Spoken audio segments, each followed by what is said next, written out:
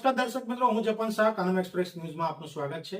જોઈએ આજના મુખ્ય અને મહત્વના સમાચાર। સુરતમાંથી આવી રહ્યા છે તાજેતરના સમાચાર। સુરતમાં પાટીદાર સેવા સમાજ દ્વારા બનાવાયેલું જમનાબા વિદ્યાર્થી ભવન તૈયાર આગામી 24 મેના રોજ મુખ્યમંત્રીના હસ્તે ખુલ્લું મુકાશે।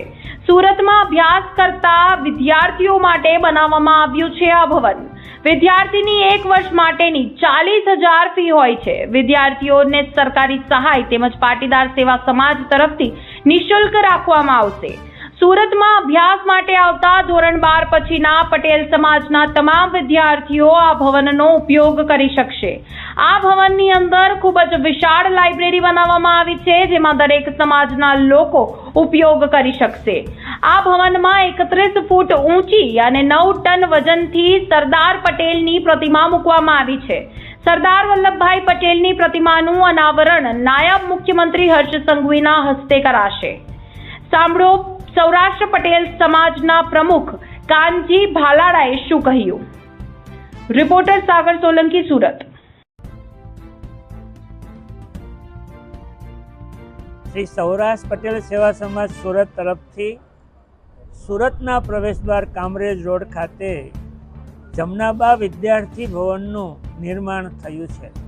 આગામી 24/5/2026ને રવિવારે માનનીય મુખ્યમંત્રી શ્રી ભૂપેન્દ્રભાઈ પટેલની ઉપસ્થિતિમાં એનું લોકાર્પણ થવાનું છે। આ લોકાર્પણ પ્રસંગે આપ સૌને પધારવા સહૃદયથી નિમંત્રણ છે।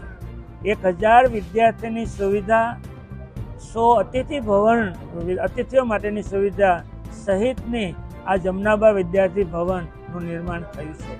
વિશાળ વાંચનાલય, પુસ્તકાલય અને સમાજ અને વિદ્યાર્થી માટેની પ્રવૃત્તિનું કેન્દ્ર એવા જમનાબા વિદ્યાર્થી ભવન આ સુરતને અર્પણ થાય છે।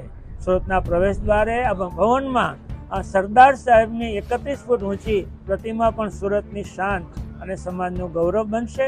બસ આપ સૌ આ લોકાર્પણ પ્રસંગે ઉપસ્થિત રહો એવું ભાવભીનું નિમંત્રણ છે।